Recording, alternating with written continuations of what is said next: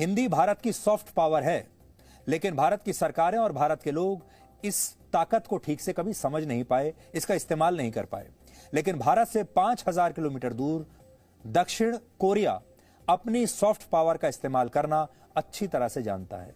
दक्षिण कोरिया की इस नई सॉफ्ट पावर का नाम है के पॉप, यानी कोरियन पॉप। और आज की तारीख में इसके सबसे बड़े ब्रांड एम्बेसडर हैं बीटीएस, यानी बैंगटन बॉयज।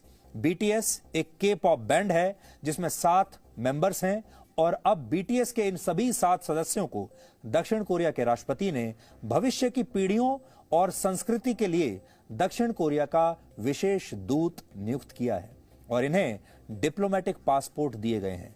दक्षिण कोरिया के राष्ट्रपति मून जे इन इसी महीने अमेरिका के न्यूयॉर्क में संयुक्त राष्ट्र की 76वीं महासभा में हिस्सा लेने जाएंगे और उनके साथ बीटीएस बैंड के ये सदस्य भी होंगे।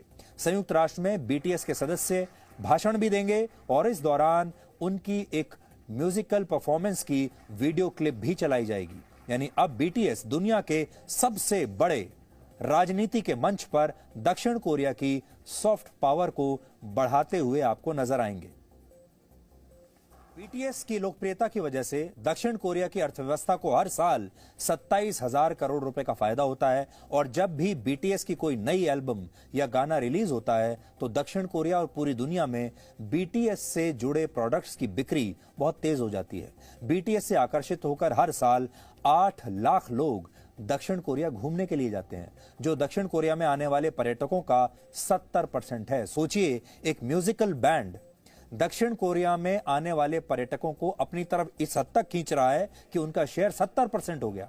इतना ही नहीं, बीटीएस के सदस्यों के लिए दक्षिण कोरिया की सरकार ने पिछले साल अपने देश के 63 साल पुराने कानून को भी बदल दिया था। इस कानून के मुताबिक दक्षिण कोरिया में 18 से 28 वर्ष की उम्र के युवाओं को अनिवार्य रूप से 20 महीनों के लिए वहां की सेना में अपनी सेवाएं देनी होती हैं।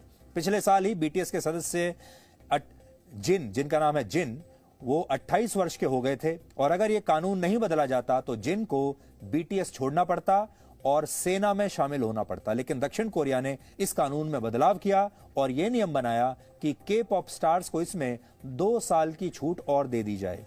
अब दक्षिण कोरिया के के पॉप स्टार्स 18 से 28 नहीं बल्कि 18 से 30 वर्ष की उम्र के बीच कभी भी सेना में अपनी सेवाएं दे सकते हैं। सीखने वाली बात यहां पर यह है कि दक्षिण कोरिया की सरकार ने इन्हें हमेशा के लिए उस जिम्मेदारी से मुक्त नहीं किया, सिर्फ उन्हें 2 साल की छूट दी है, और वो बीटीएस के चाहे कितने भी लोकप्रिय गायक या मेंबर्स हों, सेना में तो उन्हें तब भी जाना ही पड़ेगा।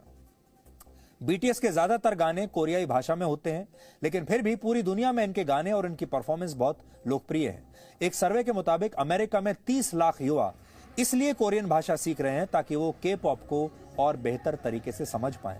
ये दक्षिण कोरिया की वो सॉफ्ट पावर है जिससे आज पूरी दुनिया को और खास तौर पर भारत जैसे लोगों को सीख लेनी चाहिए।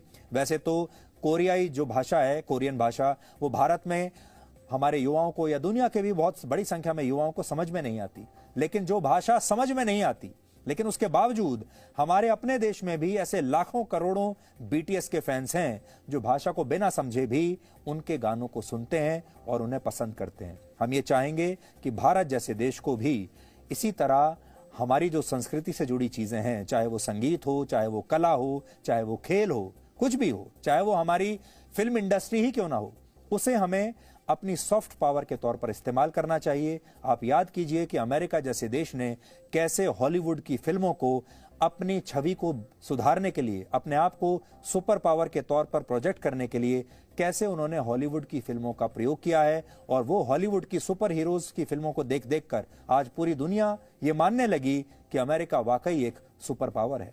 अब यही काम दक्षिण कोरिया कर रहा है।